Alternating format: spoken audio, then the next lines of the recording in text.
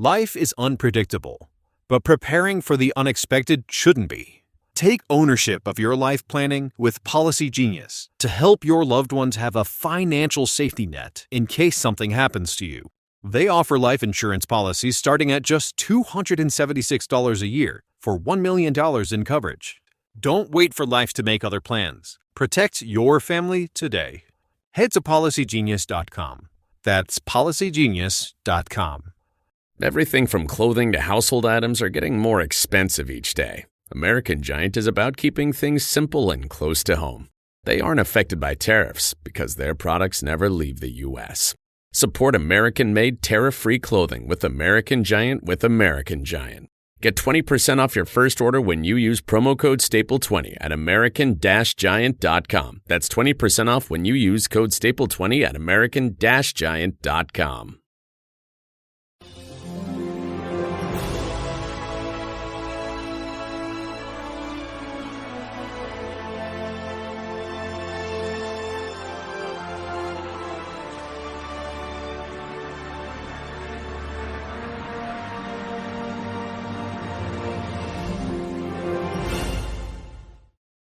Welcome to Lanterns Live. I'm Ralph, and once again, I'm joined by Will Smith from the Green Lanterns podcast. Will, welcome back. We're discussing Green Lantern 16 by Jeremy Adams and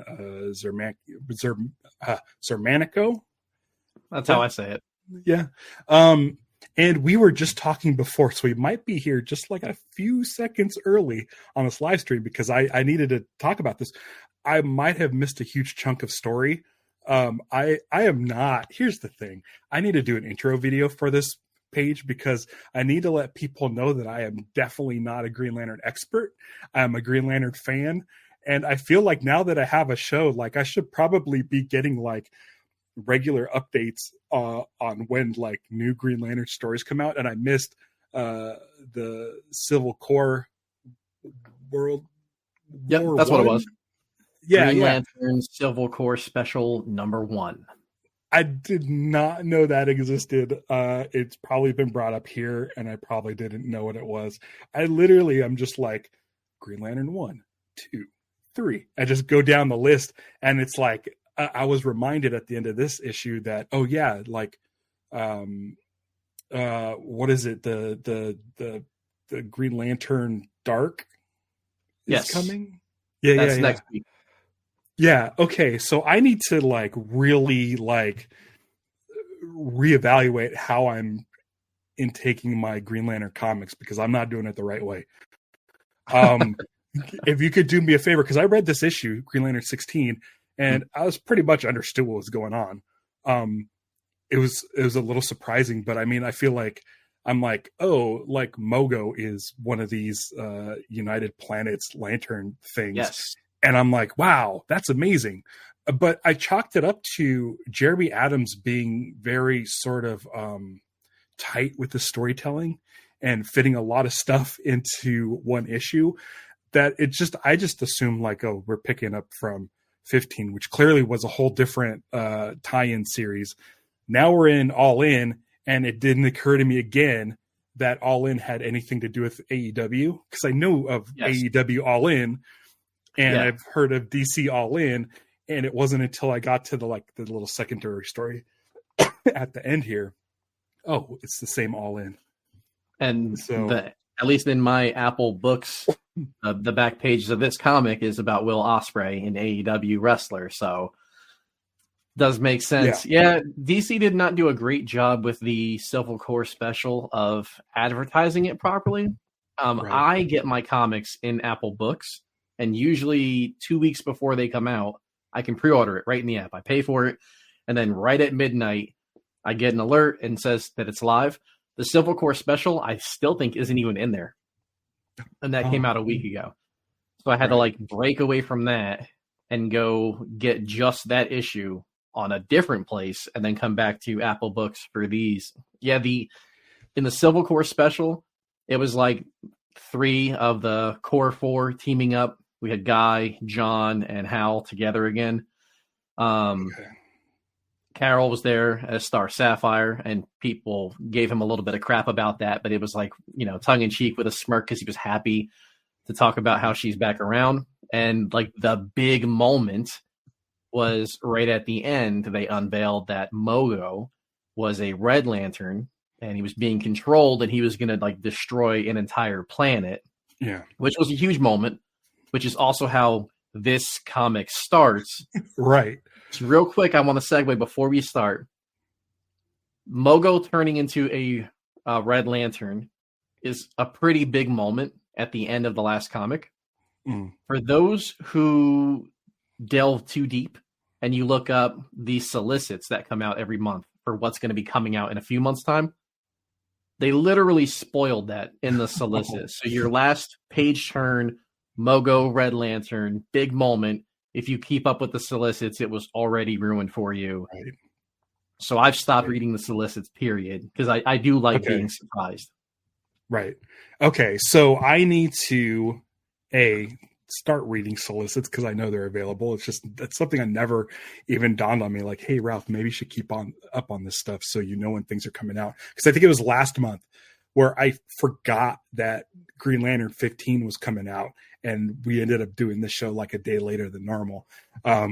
It's something I need to be better at. And I totally will by next month. And I mean, I might pick up the Green Lantern Dark and read it next week, because I did read the interview in the back of the book, and I know it's there for like advertising and to get people to go read it. But I was genuinely like kind of excited about something new and different. Same. And you don't need to know what's going on in this story or any other previous stories to be able to get into Dark. It should just be its own thing. Right. I have been, since almost its inception, have been a user of Comixology, and then they moved over to Amazon, and it's a little bit wonky, but when I'm reading like 1 or 2 books a month, like it's not really a big deal. But yeah, I could use something that lets me know like, hey, like you should read this thing first.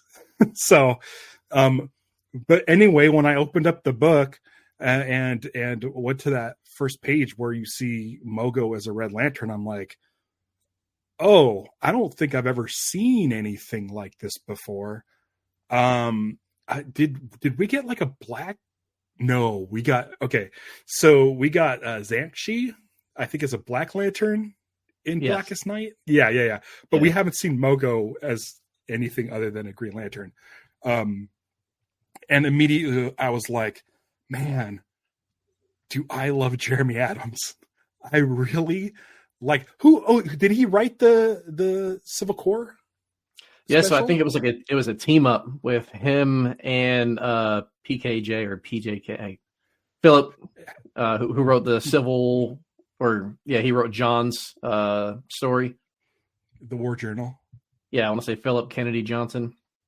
They teamed up to write the Civil Corps special. And what do you think of that? I really liked it. I know some other people shredded it. I think some part of it was like, we talked about this before on a different issue, the cover and what's on the cover. Right. It didn't take place in the comic. So it was like one of those issues for a couple of them. But I thought overall, it's continuing to move the story along. Mm-hmm. Just me being me and the Kyle Rayner fan that I am, if you're going to have the Civil Corps and you have 3 of the 4 corpsmen, having Kyle in it would have been icing on the cake. Right. That was the one thing in this issue that I missed. I was like, oh yeah, we haven't revisited these guys in a while because of the tie-in. Yes. And so I was like, okay, I hope we get back to him. As far as I know, he's still hiding behind boxes, like in a fetal position. Yep. And it's been like 5 months or something at least. It's been forever. Yeah, and it was a big splash page too. With all the different colors. It's one of the coolest drawn and colored panels of any of the comics we've had recently. I really love that shot, and we've not really been able to capitalize on it since. But I think stuff that happens throughout this comic, I think we're going to be led there soon. Yeah, when I went on that hiatus for a week to work on my movie, I used that image of Kyle crouched down in the background. It says, I'm on hiatus, and I use that like fetal position. It was such a big deal. And then, I understand why he hasn't been around. It's because there was this tie-in that had to be done, this 3-issue tie-in or 4. That's in the past. We're now back into the main book. So for me, when I started this without reading the special, I was like, hit the ground running. I'm ready. I'm all in. I'm ready to go with this. It seems like the all in moniker really isn't a tie-in. It's just like sort of a ancillary event that's going on. Like it's not messing with the storytelling. So just being thrown back into this story, I was very excited because, as far as I was concerned, it goes off like with a bang, literally with Mogo as a Red Lantern. And I was like, holy cow. And there's a bunch of moments in this issue. I don't really get goosebumps, but there was like 3 or 4 moments in this that like kind of gave me that goosebump feeling. So many great moments. I'm gonna pop open my iPad. So if you see me looking away, it's just because there's certain thing that I remember happening, but I want to make sure that I cover all the bases. First and foremost, like Xermánico's art. As much as I really enjoy the art in the tie-in, Xermánico, dude, he's so good. He's a killer, man. He's seriously, he's got to be one of the artists who's at like the top of DC right now. I don't really keep up with the Marvel stuff in terms of comics, but at DC, like to me, his art is top tier. Yeah. So seeing that like Thanagar is on its like last legs, I was like, what is happening? And then you turn to reveal Mogo. And it's just like, for me, like Jeremy Adams had this idea of someone else controlling lanterns and being able to use all powers of the spectrum. Such an easy concept, such a thing where it's like, I can't believe that hasn't been done yet. To then say, okay, if we had this concept, what would be really fun to play with? And Mogo didn't even occur to me once this whole run, these whole 15 issues where they've been planting the seed of these United Planet lanterns. Like nobody, like it never occurred to me like, oh, what if Mogo has this? Never once. And it's just like, oh, they have the Death Star. They have a Death Star now. I've always thought the concept of Mogo was just really kind of just very out there, but it works for the Lantern lore. The fact that you have basically a planet that can turn into a lantern, typically a Green Lantern, for those who aren't familiar. He's always been a Green Lantern. But to just be an actual living, breathing planet, that kind of size, that kind of pull. And in the first couple panels of this, it's Mogo destroying another planet, and they're just lucky to get away with the people that they got away with, saving the small amount of people to them. You saved 1,000 lives, but how many lives were lost because we couldn't do better? It's kind of a reference to the pilot episode of Green Lantern, the animated series. There's a few things in here, again, that Jeremy Adams, I feel like he loved that series. He worked on that series. And there's some things that he picked up along the way where it's like, I'd like to play with that. I'd like to do this. There's definitely some stuff in here that reminds me of that. That's one of the reasons why I wanted to open up the book, is because there's like 3 of those things that I noticed, and I'm really excited to talk about those. It's great because again, we have Ranians, or people from Ran, and Thanagar, like classic DC Ran Thanagar war. Like here comes the Green Lantern Corps that's now corrupted and is like just destroying both of them. It's like you thought that battle was crazy, get a load of this. And I really love this idea, and I feel a little like it's like Carol Ferris in this book. I really, really like. I like what he's doing. Hal isn't just there to be her savior, but he also wants to protect her, and she has her own mission to do, and she's fully capable of doing it. Hal says that essentially, like, hey, listen, an engine's an engine. You need to go fix this engine so these people can get out of, the orbit of Mogo and saved. I thought that was such a good use of her character.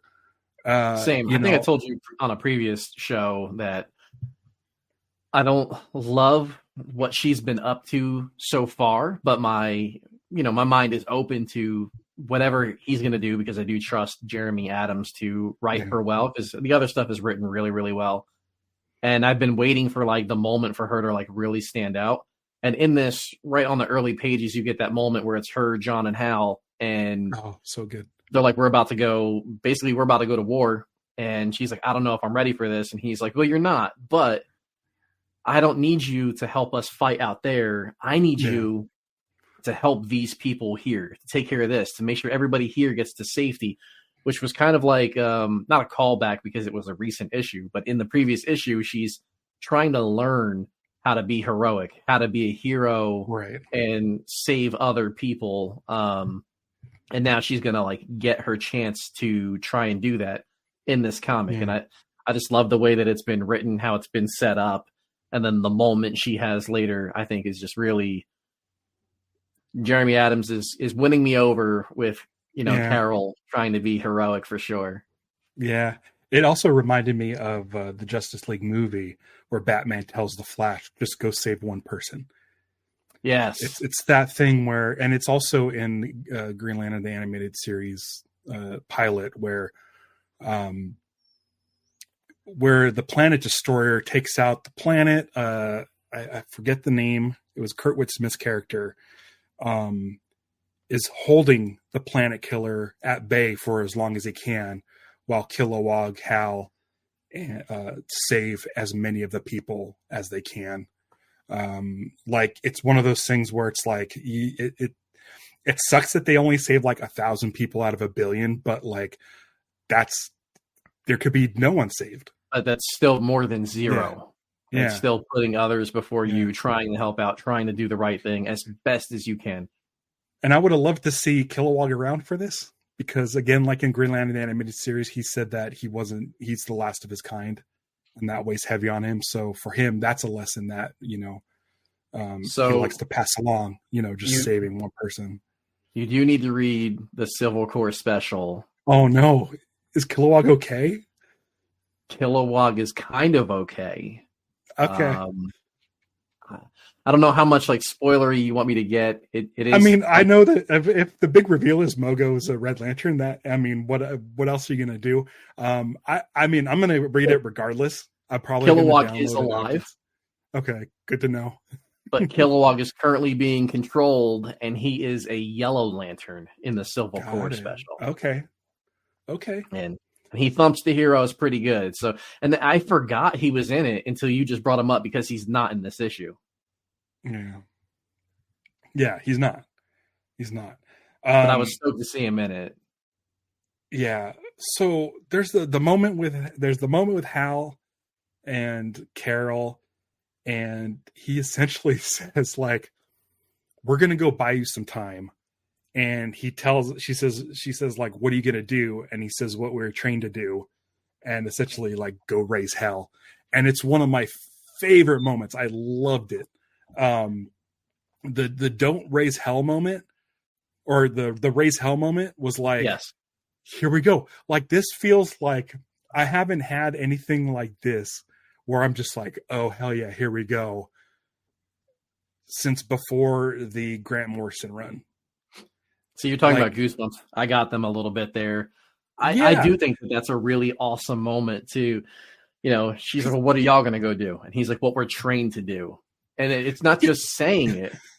Later in the issue, when he and John are fighting together, I think he makes a comment where there's a line about like, they already know what each other's going to do because we've been here before. We've done 1,000 of these fights. I know what he's good at and what he's going to do, and he knows what I'm good at and what I'm going to do. They just work perfectly together. Dude, okay, so I want to talk about that because it's so great. It's almost as if James Gunn was like, hey, listen, we have a show coming out where it's Hal and John together for like early days, like John is young, Hal's older, whatever. But we need to like build a relationship. And I don't know if that's Jeremy Adams getting influenced by outside, forces, or if it's something he came up with. But the John and Hal dynamic in this is also something we haven't seen in a long time. It always seems like their books are separate. Yes. It always seems like Hal is in Green Lantern and John is in Green Lantern Corps or War Journal or Mosaic or whatever it is. It's like they've always seemed separated, but they're always together in like every crossover event. So your Sinestro Corps Wars, your Blackest Nights and stuff like that.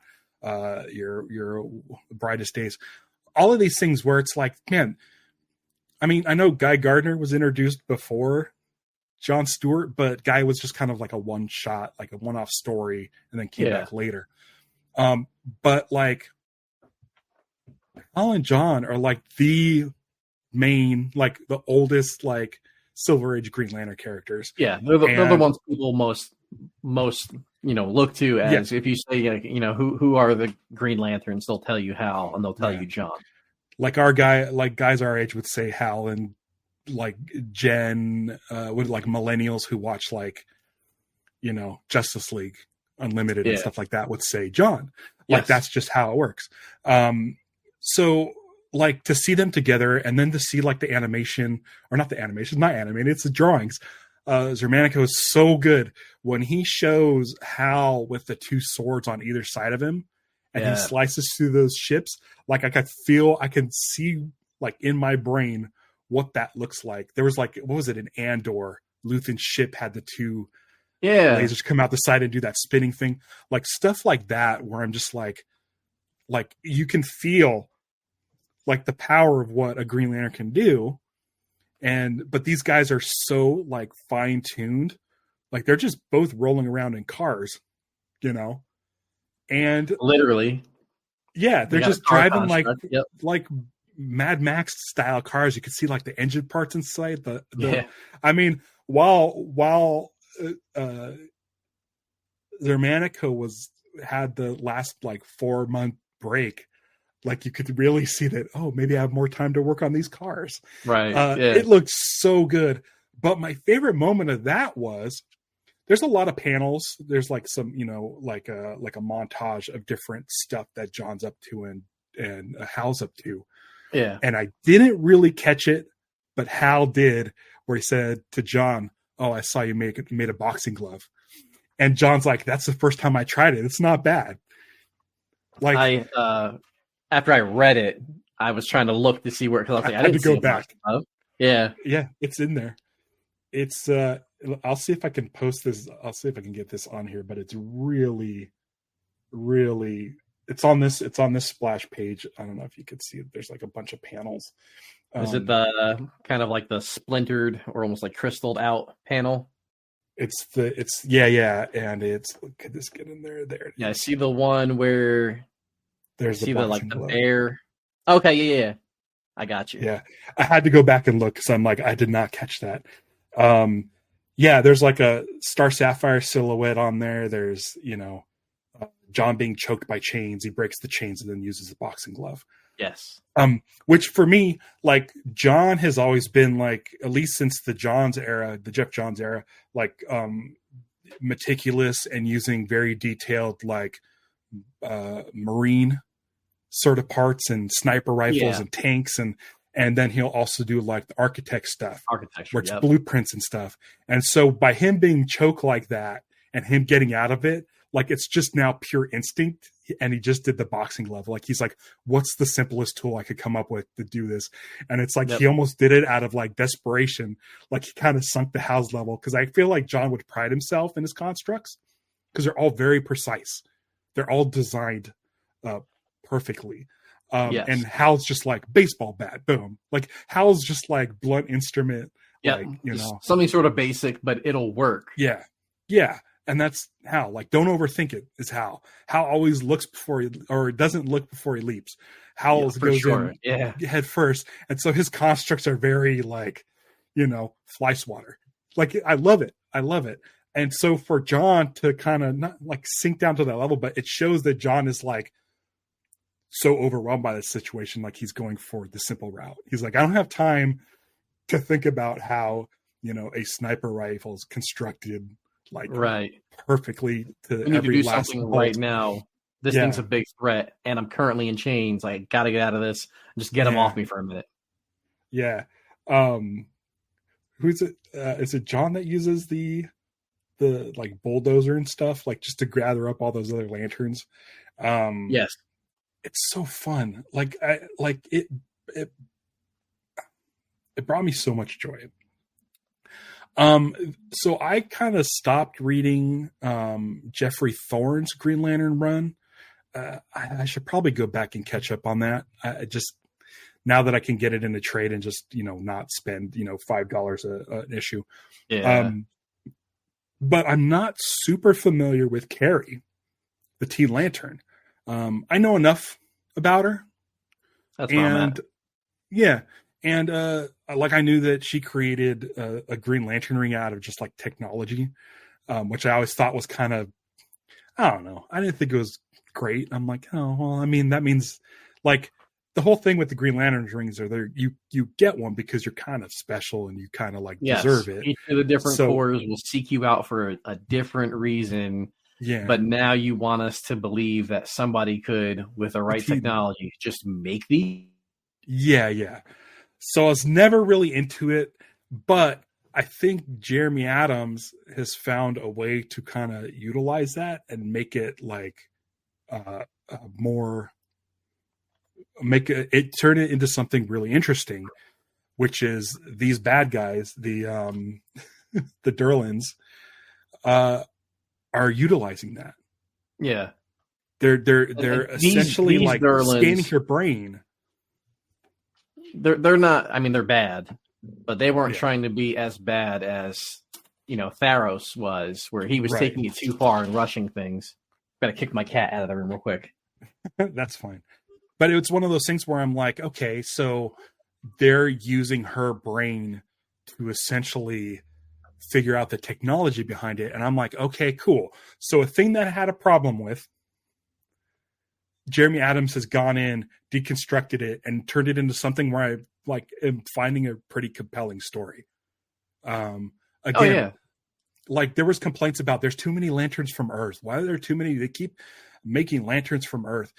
But then if you don't like that, Jeremy Adams is like, well, I'll come up with a reason why. And he did.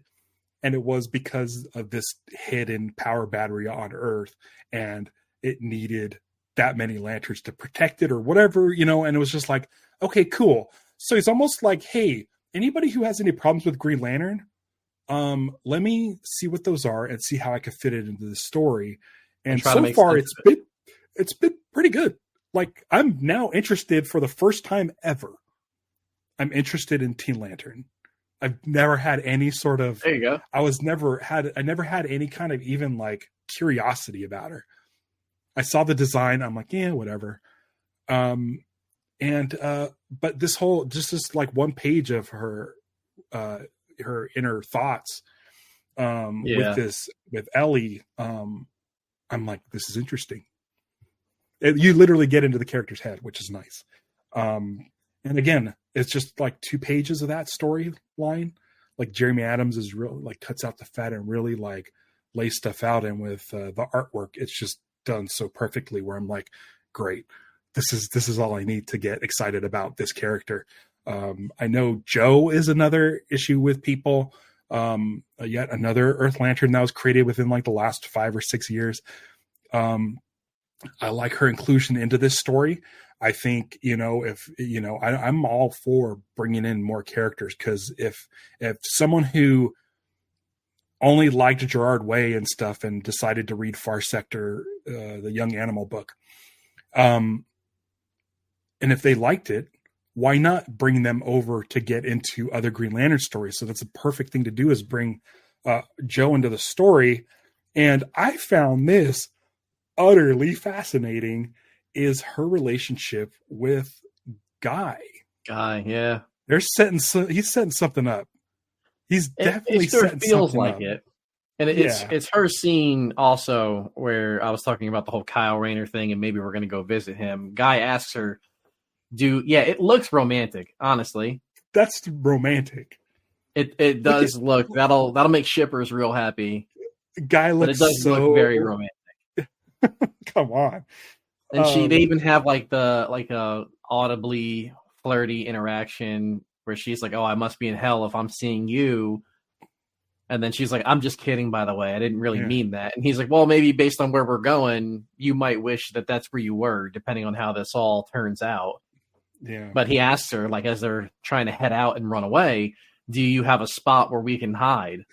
And she's like, "I do." And she's got to be leading him to where Kyle currently is. So I'm hoping that in the next issue, he rejoins the story. Yeah. This is not an accident.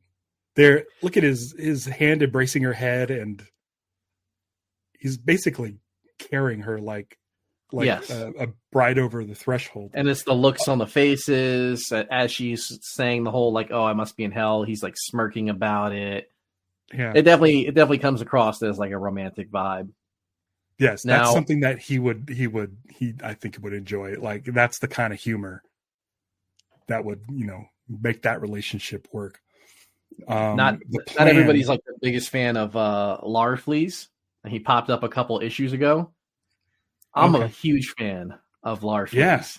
So anytime I get to see him in a comic, and he's just wreaking havoc in this one, it's one of those, he gets one page, one panel, but he's just out here doing damage, like exactly what he should be doing.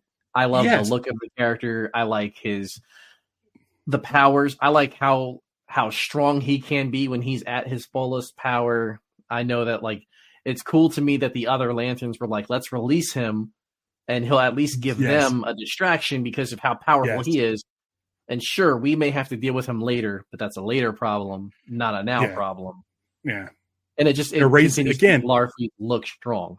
It's that same through line that Hal and John were saying, let's go raise hell. Like this is like guys in the same boat. He's like, the best way out of this situation, open up all the science cell doors. Yeah. Let's go. And to show Larfleeze, to have Larfleeze be sort of the imagery that they chose for this chaos in the science cell block, is like the perfect thing, because Larfleeze is just like bonkers. I'm a massive Larfleeze fan.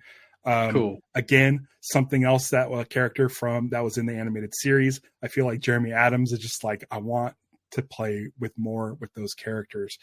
And he's just going to town because Larfleeze is pretty powerful, especially when he doesn't have his power battery. Yep. Like his avarice, his greed is so great that like he's basically like unstoppable until he gets it. And I feel like if they let Larfleeze go, if he has his ring, the worst thing Larfleeze is going to do is going to go, off to his planet and just hang out by himself like Gollum and just embrace his precious power battery and all his rings. Yeah. So it's like, you know what? This is a good situation for Larfleeze to be in, because he's just going to fend these guys off and completely just like cause so much chaos that we can jailbreak, the other GLs that we need to get. Such a great story beat. And again, it's like one page.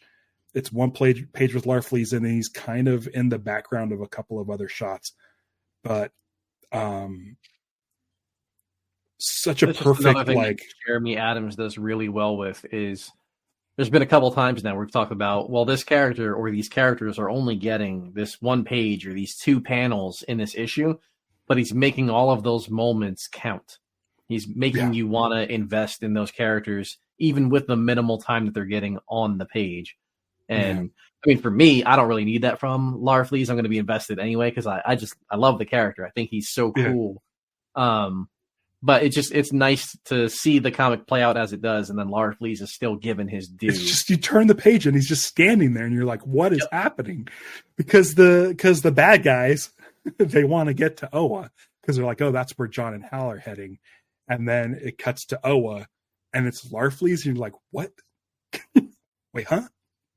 It's so good. I like the redesign of Larfleeze's outfit. Go ahead. I said I like the redesign of Larfleeze's outfit. Yeah, same. Yeah, it's a pretty cool outfit. And then we go from Greed and Larfleeze, and we have that moment. It's in the same page really, or it's the next page that you have Guy and Joe looking lovey-dovey. And then when you turn to the next page, we go back to Star Sapphire, that kind of love. And she's sort of running out of the juice from powering the aircraft earlier. And she's talking about how she's feeling tired. And then the captain is like, we need to bring her here because I think she needs to see something. And what you see on the screen is just this giant creature. It's the Predator. Right. The entity for the Star Sapphires in I don't know if it's coming to do damage because it thinks that she's in danger, or if it's just coming to her because she has just used a tremendous amount of power and it's kind of, driven to that. Or what if it's vice versa? Maybe subconsciously she guided them to Predator.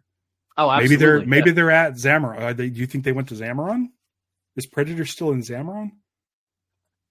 I think I had to reread it, but I think I want to say earlier in the issue, I think they were talking about that, but I'd have to double back to look for sure.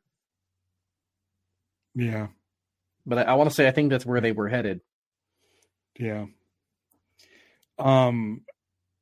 This book is good. This book is so good. No backup story. There's the AEW one.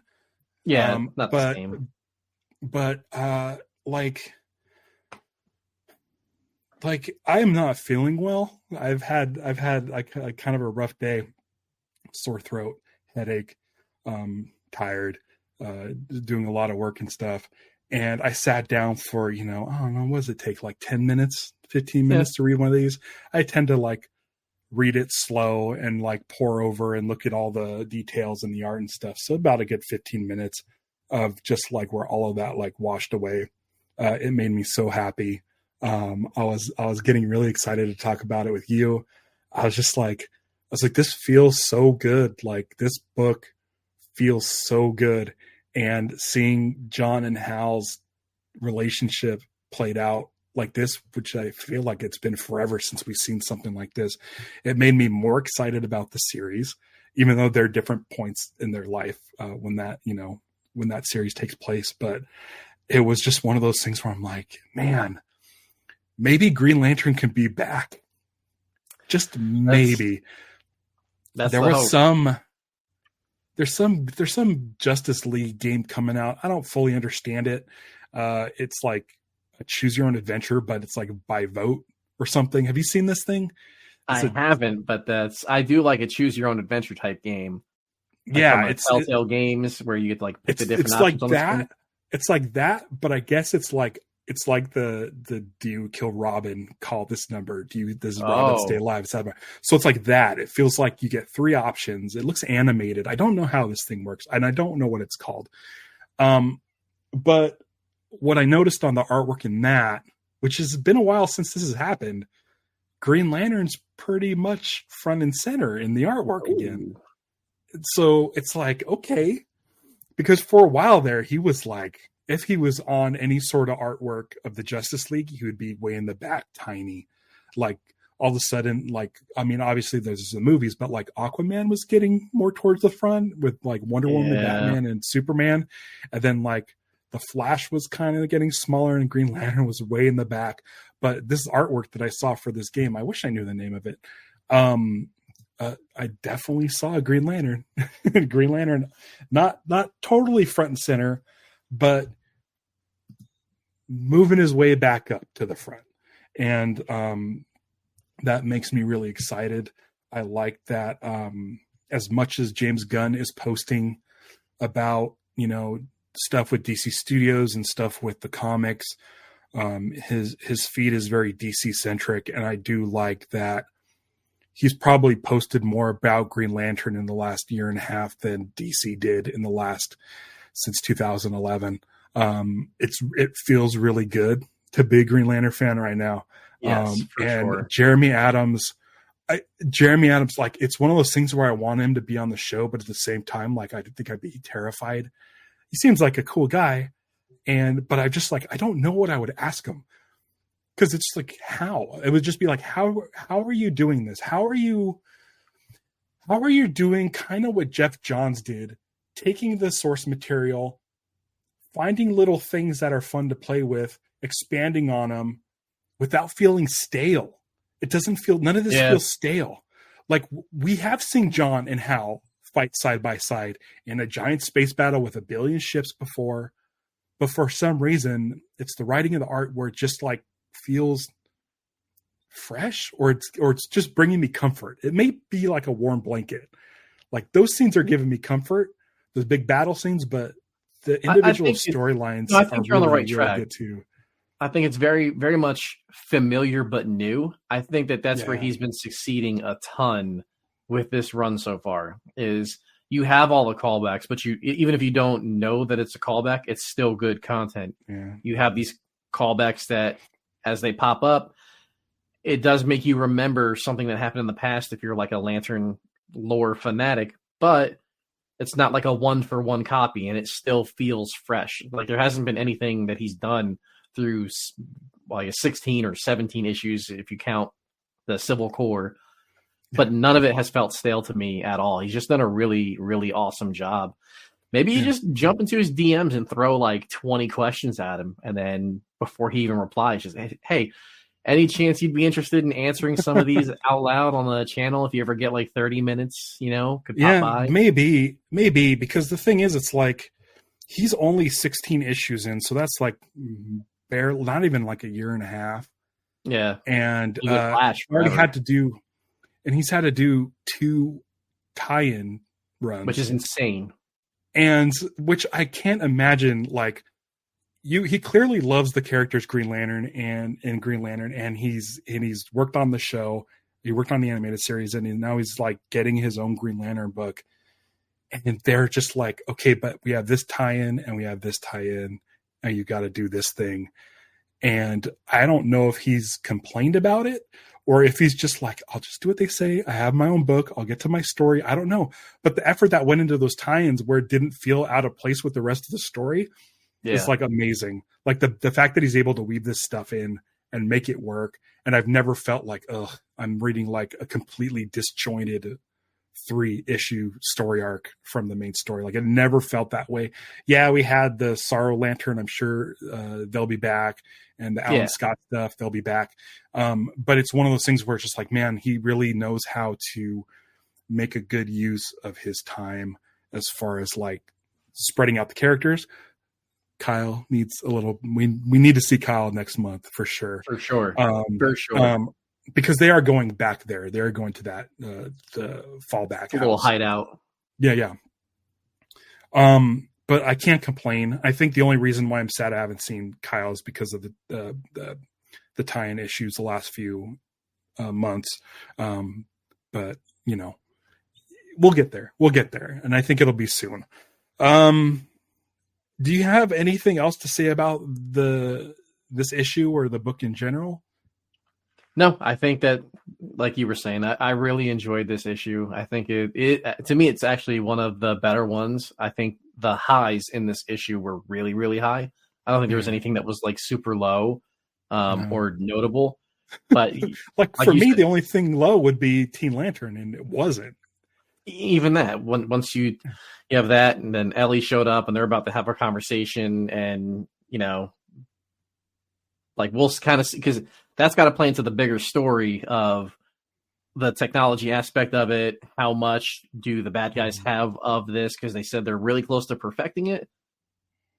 So, will the Lanterns figure out a way to destroy that so that they can, make sure that this isn't a thing going forward where the technology could just continually fall into the wrong hands over and over and over. And every time they do, they can sort of like take over different parts of the emotional spectrum and just make their own rings.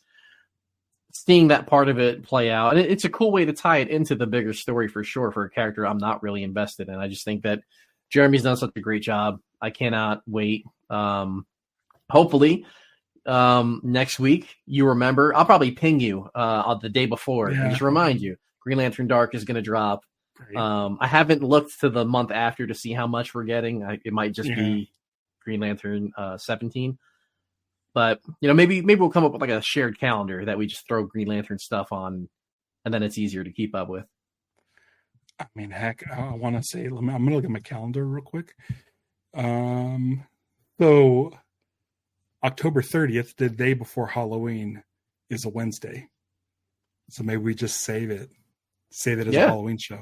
Yeah, there you go. Like that. But I did read that interview on the back, and I thought it had me intrigued for sure. It had me intrigued. And then I just did a pre-order of McFarlane Has New Superpower figures. It's a 3-pack. I'm not excited about the other 2, but there is an Alan Scott Green Lantern. And his cape looks awesome. Yes, it even comes up. So, and they put the ring in the right hand, which I love. I always pay close attention to where the ring is, and I love when his is on the left hand. I can't. I already pre-ordered it. It says it's showing up in November, and so I'll definitely do like an unboxing show with my toy buddies and stuff, and I can't wait for that. Will, thanks again. Green Lanterns podcast. Anything big coming up? I know you're covering anything Lanterns related on HBO Max. So now that Rings of Power has ended and I can fully move back over to the Green Lantern fandom, I just want to take a small little break. But I am getting ready to put out a couple of videos with like the official Kyle Chandler as Hal Jordan and Aaron Pierre as John Stewart. And then probably a third video the following week talking about the rumored actress who will be playing a potential love interest of one of those two characters. Yeah. And it's been fun seeing like the news outlets picking up the Kyle Chandler and Aaron Pierre news and having them side by side. And I'm like, I kind of like the way that looks. I think it's going to be cool. Yes. I really want to see these two interact. Concept art that the fans have made that I thought was really, really awesome. Yeah. Yeah. I really hope they stick to the Silver Age comic outfits and not the Earth One like they've been promoting. That's just very, very intriguing to like learn what kind of costuming they will have on the show. Yeah, it's one of those things where it's just like I want to see that outfit because the Wayne T. Carr outfit from the stills from Zack Snyder's Justice League, like it looked like Green Lantern, and I'm like, cool. But I can't see him moving around. My hope right now is that DC and HBO and Warner, they see that there's an appetite for live action superhero television because the Penguin is getting rave reviews right now. And the numbers that it's doing is on par with like, it's not quite House of the Dragon numbers, right? But they said it's like the biggest thing that they've had that's an original since The Last of Us. And the numbers that have been posted online, even James Gunn's been so happy he's retweeting them. It's a Lantern show. It has to have a decent sized budget in general. But before they start filming, maybe Jimmy Rockets will be willing to throw a little bit more at it because of how well Penguin has done. You don't want to do something that people have up here and then the follow up isn't quite the same.